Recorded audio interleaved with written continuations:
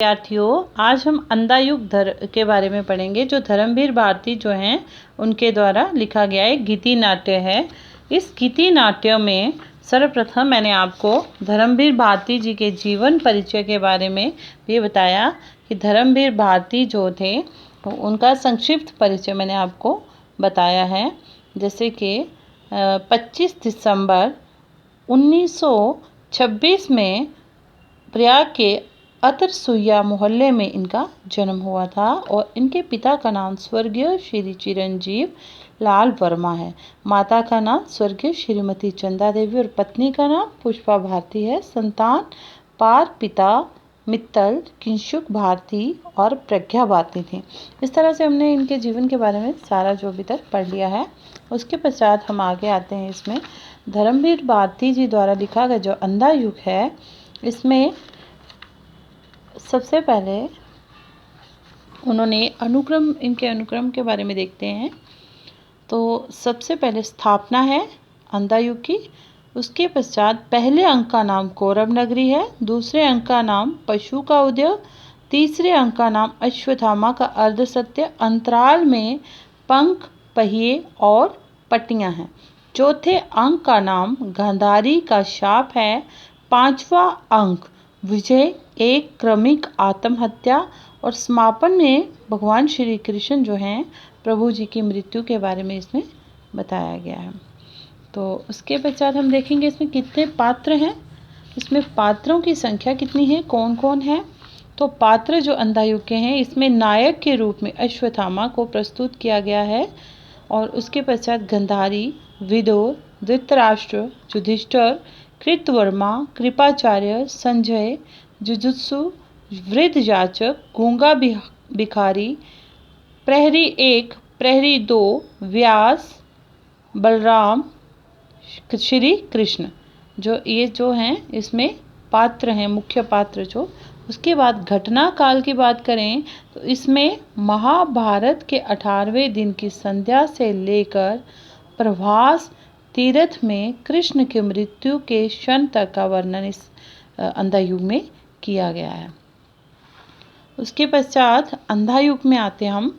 तो अंधायुग जो है इसकी स्थापना के जो है आज हम इसके स्थापना को ही पढ़ेंगे।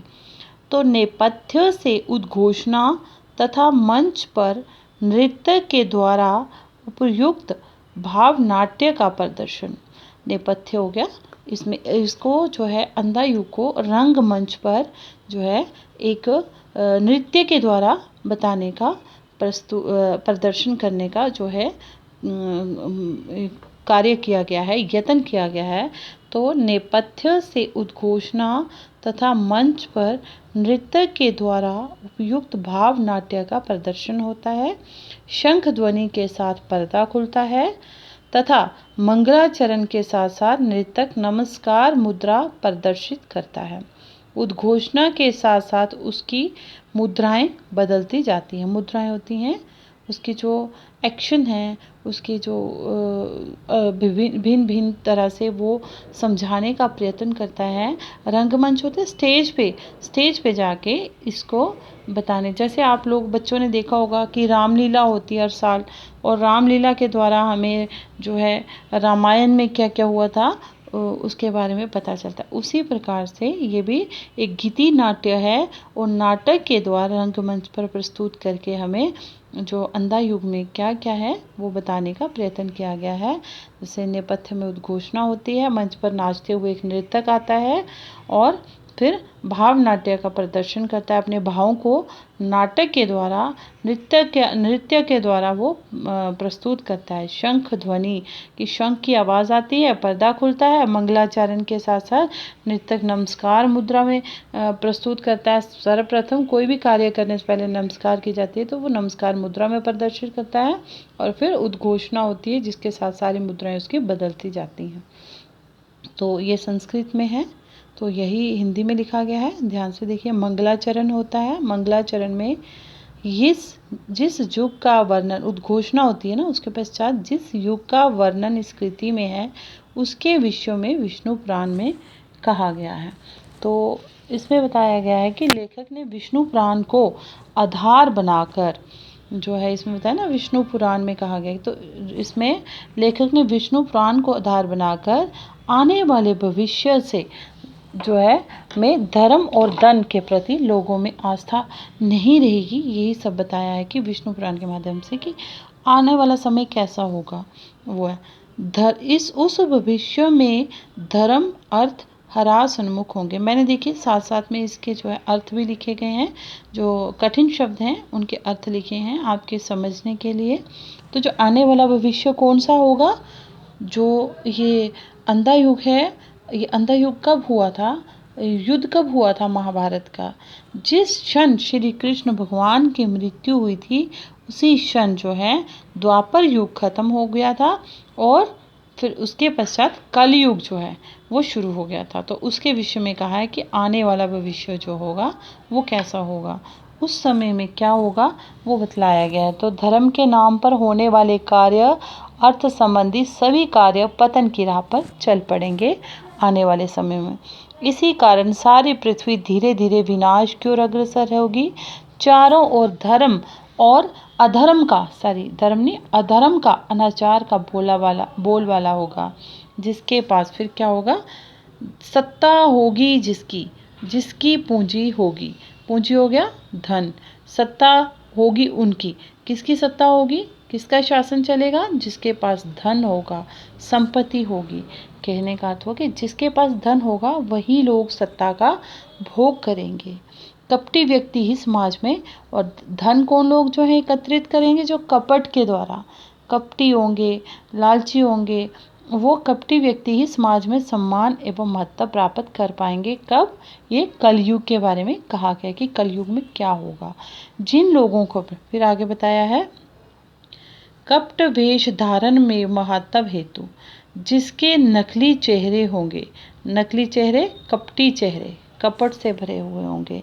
जिन लोगों के चेहरे पर दोहरे मुखौटे लगे होंगे, दोहरी भूमिका निभाते होंगे, एक तरफ वो अच्छा भी अपने आप को दर्शाएंगे और मन में उनके कुछ होगा और मुख पर वो कुछ दिखाएंगे, झलके, केवल उन्हें ही महत्व मिलेगा। कलयुग में उन्हीं लोगों का जो है शासन होगा, उन्हीं लोगों का महत्व मिलेगा। शासन करने वाले जो शासक होंगे वो वही जो हैं जिन्होंने दोहरे मुखौटे तथा दोहरी भूमिका निभाते होंगे, उन्हीं का शासन, ऐसे ही व्यक्तियों को समाज में सम्मान मिलेगा। उसके पश्चात बताया है कि राज शक्तियाँ लोलुप होंगी। लोलुप को लालची भी बोलता है और लिप्त भी होता है। जनता उनसे पीड़ित होकर गहन गुफाओं में छिप छिप कर दिन काटेगी। गहन गुफाएं ये वे सचमुच की या अपने कुंठित अंतर की हो सकती हैं। गहन गुफाएं मतलब कि अपने मन ही मन में घुटन के साथ जीवन काटेंगे।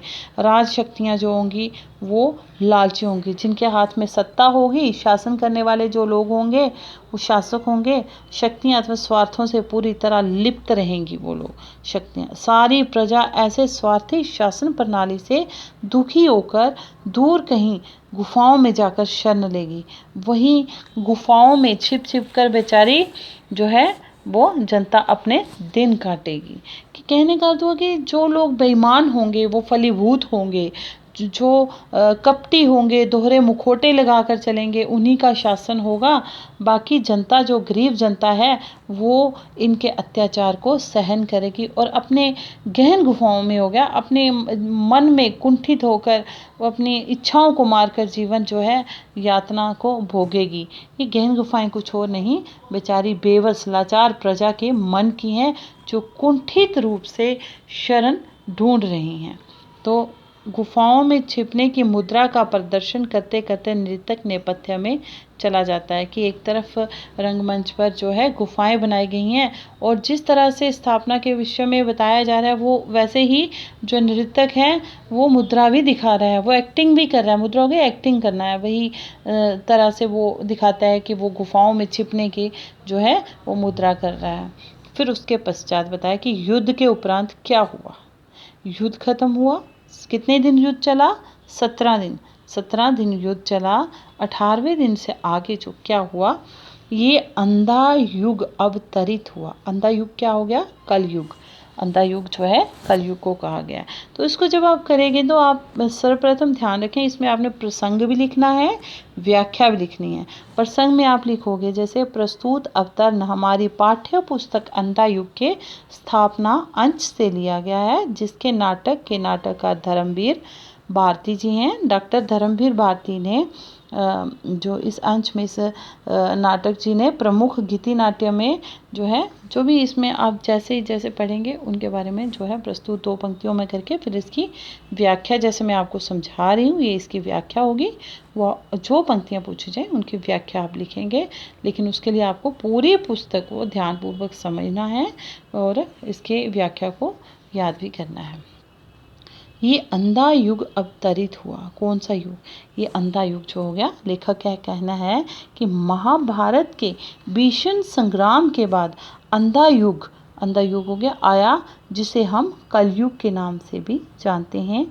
ये पूरा युग ही अंधा है, अतः जिसमें स्थितियाँ, मनोवृत्तियाँ, आत्माएं सब विकृत हैं, विकृत होगी विकारों से युक्त हैं। यहाँ बताया है कि ये पूरा युग अंधा ही है, अतः यहाँ की प्रत्येक स्थितियाँ जो होंगी, मन की इच्छाएं जो होंगी, मनोवृत्तियाँ होंगी, मन की इच्छाएं और आत्माएं सब विकारों से युक्त होंगी। जो भी लोग होंगे आने वाले समय में, उनके मनों की स्थितियाँ, जो मन के उनकी जो इच्छाएं होंगी, सब विकार से भरी हुई होंगी। इस युग में क्या होगा? समस्त कार्य एक अंधे व्यक्ति के समान होंगे। तो है एक बहुत पतली डोरी मर्यादा की।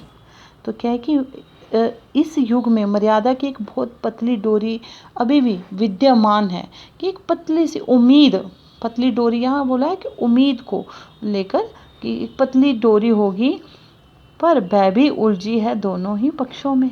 दोनों पक्ष कौन से बताए हैं यहाँ पे? लेकिन वह पांडव और कौरव इन दोनों पक्षों के बीच में उलझी हुई उस डोरी के भांति हैं। इस उलझी हुई डोरी को सुलझाने के लिए जो हिम्मत है वो मात्र किस में है? सिर्फ कृष्ण में है साहस सुलझाने का, कि इस पतली सी डोरी जो दोनों पक्षों के बीच में उलझी हुई है, इसको सुलझाने का साहस अगर किसी के पास है तो वो किसके पास है? सिर्फ कृष्ण में है साहस इस उलझी हुई डोरी को सुलझाने का, कि कृष्ण जी हैं, जो श्री कृष्ण के पास ही हिम्मत है इस उलझी हुई डोरी को सुलझाने का। कृष्ण ही मानव भविष्य को रक्षा, कृष्ण ही जो है वो मानव भविष्य की रक्षा करने वाले हैं। वह है भविष्य का रक्षक, वह है अनासक्त। अनासक्त है बिना आसक्ति के। कृष्ण की अतिरिक्त अन्य सभी लोग अपने रास्तों से भटके हुए हैं, विवेकहीन हैं, बुद्धिहीन हैं, यहाँ तक कि वे दूसरों द्वारा छले गए हैं। ऐसे लोग अपने मन की गुफाओं में, पर शेष अधिकतर अंधे, पथ भ्रष्ट, रास्ते से भटके हुए, कि वह है भविष्य का रक्षक। कौन है भविष्य का रक्षक? श्री कृष्ण को बोला है, वही केवल भविष्य के रक्षक बचे हैं, और वह है अनासक्त, वे भी बिना आसक्ति के हैं, पर शेष अधिकार हैं अंधे। बाकी जितने भी अधिकार हैं वो सब अंधे हैं, पथ भ्रष्ट हैं, आत्महारा हैं, विगलित हैं, अपने अंतर की अंध गुफाओं के वासी। ये कथा उन अंधों की है, या कथा ज्योति के अंधों के माध्यम से, कि कहा गया है कि वह भविष्य के रक्षक हैं। श्री कृष्ण भगवान ही भविष्य के रक्षक हैं, लेकिन वो भी बिना आसक्ति के हैं। शेष अधिकतर हैं अंधे, बाकी जो भी लोग बचे हैं, ऐसे लोग जो अपने मन की गुफाओं में रहते हैं, वो सारे जो हैं एक दूसरे द्वारा छले गए हैं, क्योंकि उन्होंने अपना मनोबल खो दिया है। अंधा युग में वर्णित जो है वो बताया गया है कि वे सारे पथ भ्रष्ट हैं, अपनों से ही हारने वाले हैं, विगलित हो चुके हैं, रास्ते से भटक चुके हैं, अपने अंतर की, अपने मन की अंध गुफाओं के वासी हैं। ये कथा, ये जो कथा कही गई है अंधा युग में, उन्हीं अंधों की है जो रास्तों से भटक चुके हैं। जब कथा ज्योति की है अंधों के माध्यम से, और इस तरह से बताया गया है कि अंधा युग में वर्णित ये कथा इसी प्रकार के अंधे व्यक्ति की मार्मिक कथा है। अब इसमें बताया कि लेखक ने दोनों पक्षों की मर्यादा की डोरी को सुलझाने वाले कृष्ण को भविष्य का रक्षक बताया है इसमें। और इसमें जो शब्दों की बात करें तो तत्सम, तद्भव शब्दों का मिला जुला प्रयोग हुआ है। भाषा जो है इसकी सरल है, सहज है, भाव अनुकूल है, और मुक्त छंद का इसमें प्रयोग किया गया है। तो आज हमने जो है स्थापना के बारे में पढ़ा, उसके पश्चात जो है पटाक्षेप हो जाता है, पर्दा गिर जाता है, यानी कि नृतक जो है रंगमंच पर अंधायुग को स्थापना के रूप में जो प्रस्तुत किया उसने, उसके पश्चात पटाक्षेप हो जाता है, पर्दा गिर जाता है। तो इस तरह हमने जो है आज स्थापना के बारे में पढ़ा। तो सभी बच्चे जो हैं इसको ध्यानपूर्वक सुने और सुनकर समझकर फिर स्वयं भी प्रयास करें पढ़ने का। इस प्रकार से आप जो है हम धीरे धीरे जो है सारी कौरव नगरी जो है आगे हम पढ़ेंगे।